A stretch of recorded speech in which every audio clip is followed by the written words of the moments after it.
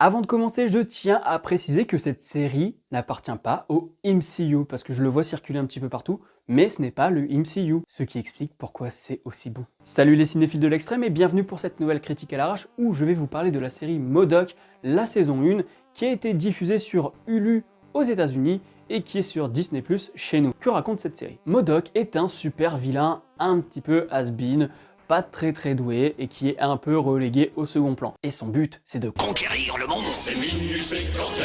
Et un jour, sa femme demande le divorce. Et donc à partir de là, il va tenter de reconquérir sa femme et puis de créer une relation avec ses enfants. Ah oui, et il se fait racheter l'AIM aussi. Du coup, il cherche à se réconcilier avec sa femme, à créer des relations avec ses enfants et à récupérer l'AIM.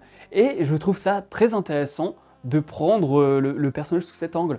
C'est-à-dire que là, on n'est pas dans un truc basique du genre le méchant contre les gentils, et puis là, on est vraiment dans quelque chose qui est plus porté sur l'humain, avec son degré de connerie, parce que MODOK dedans, c'est un vrai débile, alors que paradoxalement, il a un QI incroyable. Avant d'aller plus loin, je tiens à dire qu'il faut regarder cette série en VF, parce que MODOK, c'est Emmanuel Curtil. Voilà, j'ai pas besoin de plus d'arguments, hein, juste vous dire que MODOK, c'est Emmanuel Curtil, c'est suffisant. C'est la voix de Jim Carrey pour ceux qui ne savent pas. Bref, maintenant que ça c'est dit, j'aime beaucoup le scénario. J'aime beaucoup le scénario parce que ça permet de voir un personnage avec plusieurs couches.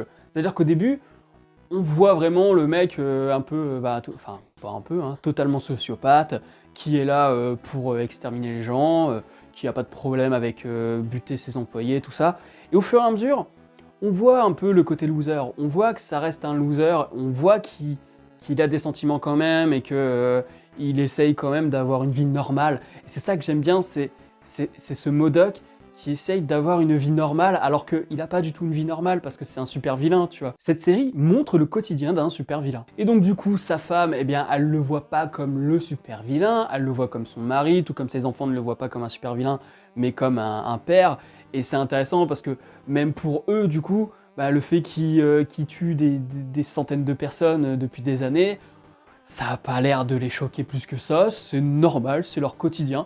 Et je trouve ça très intéressant parce que ça crée un gros décalage déjà au niveau de l'écriture, mais c'est encore plus drôle parce que au-delà du décalage, c'est politiquement incorrect. Voilà, enfin du Marvel qui fait du politiquement incorrect. Non, parce que les Gardiens de la Galaxie, j'aime beaucoup, mais faut pas se leurrer, ça reste gentillet. Et ça nous permet de découvrir des seconds couteaux, comme l'homme top, je crois, je sais plus lequel c'est.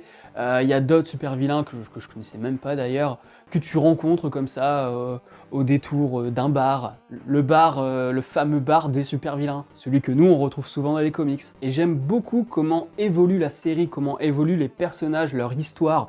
Il y a une certaine cohérence, il y a vraiment un schéma narratif qui a été pensé du début à la fin, et qui permet quand même de s'attacher à ce débile. Je trouve qu'il y a un petit côté Platane aussi. Platane, si vous ne le savez pas, c'est une série d'Éric Judor. Et en fait, dedans, Éric incarne son propre rôle, et il a toujours des trucs où la vie peut lui sourire, mais lui, il fait tout pour saboter sa propre vie. Et en fait, MODOK, j'ai l'impression que c'est ça. Le mec, il peut avoir ce qu'il veut, seulement il est tellement con, tellement égocentrique, qui passe son temps à se mettre des bâtons dans les roues. Et Eric dans Platane, c'est exactement la même chose. Et donc du coup, ça instaure à la fois quelque chose d'humoristique et quelque chose qui peut apporter un certain malaise en fait. Et c'est super cool en fait comme écriture, moi j'aime beaucoup ça, c'est ce qu'on peut retrouver dans The Office par exemple. Et même au niveau écriture science-fiction, c'est plutôt réussi. Hein. Non, parce que le MCU, on va pas se le cacher, hein, tout ce qui est voyage dans le temps, c'est des grosses quiches. Endgame, j'en ai déjà parlé, Loki, j'en ai déjà parlé, et là pour le coup, ça fonctionne plutôt bien. Parce qu'il y a une cohérence avec leur théorie de voyage dans le temps. Et au moment où tu te dis, tiens, ça c'est bizarre, pourquoi ça ne fonctionne pas par rapport à la théorie globale, c'est expliqué à la fin. Et là tu te dis, d'accord, donc lui c'est pour ça qu'il arrive à faire ça. Donc on a un développement de personnage que j'aime beaucoup, et on a un développement du scénario, de son évolution qui est cohérent. Et ça fait vraiment plaisir pour un truc Marvel. Je vous l'ai dit que c'était pas le MCU. Hein. Côté animation, c'est vraiment génial, c'est du stop motion avec de la pâte à modeler. Vraiment ça j'adhère totalement. Et ça permet de faire des choses plutôt stylées. Et ça permet aussi d'apporter du trash. Mais du trash qui est burlesque en fait, du trash qui est rigolo, qui est drôle, qui est plutôt potache en fait. Et là, vraiment, moi je m'y retrouve totalement. Parce que il y a une volonté esthétique, qui correspond totalement à MODOK en fait, hein, parce qu'il il a de toute façon le profil pour être dans ce genre de série animée pâte à modeler, voilà, stop motion.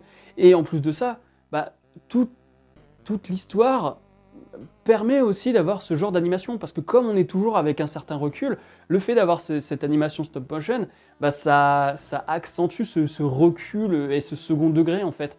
Donc oui, oui, totalement. Et en plus, il y a des choses méga trash. Ça, j'adore aussi, c'est que c'est pas une série vraiment qui est faite pour Disney+.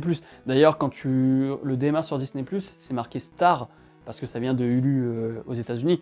Mais évidemment que ça n'aurait pas sa place sur Disney+, parce que t'as des explosions de têtes, t'as des morts, t'as des têtes de morts, t'as des mecs défigurés, t'as une sorte de mutant un peu chelou et tout. Et c'est génial. Et c'est génial parce que vraiment, encore une fois, dans l'histoire, on bascule entre le côté humain, le côté sérieux SF, et puis un délire totalement perché, totalement absurde, notamment avec une race extraterrestre type tortue qui fait la fête jusqu'à épuisement, et ça c'est totalement débile, mais j'adore vraiment ce genre d'univers, moi je valide à 100%, et j'espère vraiment qu'il va y avoir une saison 2. Je suis en train de chercher s'il n'y a pas des défauts. Ouais, si, il y a peut-être un petit défaut au niveau de la caméra, au niveau de la manière dont c'est filmé, peut-être qu'il manque un peu d'envergure, de pensée un peu cinématographique, de déplacement de caméra et tout, mais un déplacement de caméra plus le stop motion, bon, faut peut-être pas trop leur en demander non plus. Et chose intéressante aussi, c'est que malgré le stop motion, eh ben, il y a un effet shaky cam parfois. Pas à la manière de dégueuler comme chez les Rousseau, mais la caméra tremblote un peu, ce qui permet vraiment de donner un peu plus de réalisme en fait. Parce que on est conscient que c'est du stop motion, donc on est conscient que c'est des poupées qui sont animées image par image, mais comme on a cette caméra qui tremblote un peu, bah tout de suite ça leur donne un peu plus d'envergure, ça leur donne un peu plus de matière en fait, pour qu'on oublie un peu ce côté image par image.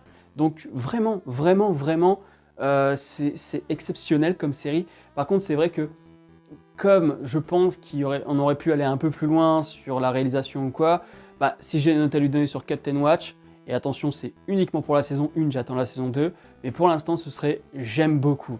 J'aime beaucoup pour tout ce que je vous ai dit, et peut-être que si la saison 2 part beaucoup plus loin dans ses idées de mise en scène, mais aussi d'écriture, parce que je pense qu'ils peuvent aller beaucoup plus loin dans le côté gaulerie et dans le côté un peu SF, je pense que s'ils vont beaucoup plus loin dans la saison 2, bah là, ce passerait à un j'adore, obligatoirement. Donc voilà, si la vidéo vous a plu, n'hésitez pas à mettre un petit pouce bleu, à la partager sur les réseaux sociaux, à me dire en commentaire si vous décidez de voir cette série. En plus, c'est rare que je parle quand même de trucs qui sont sur Disney+. Donc voilà, en plus je me suis dit que il n'y avait pas beaucoup de personnes qui en avaient parlé de ça, donc c'est peut-être pour ça que je voulais aussi en parler. Par exemple, d'autres trucs dont tout le monde parle et qui sont sur Disney, bon, je vais peut-être m'abstenir de leur faire plus de pub, en fait, c'est pas nécessaire. Mais là, pour une fois qu'il y a un truc vraiment intéressant qui sort des clous, bon bah oui, on y va. Donc vraiment, matez cette série. Abonnez-vous à la chaîne si ce n'est pas encore fait, et n'oubliez pas d'actionner la cloche pour être alerté des prochaines vidéos. Quant à moi, je vous dis à la prochaine sur la toile. Salut!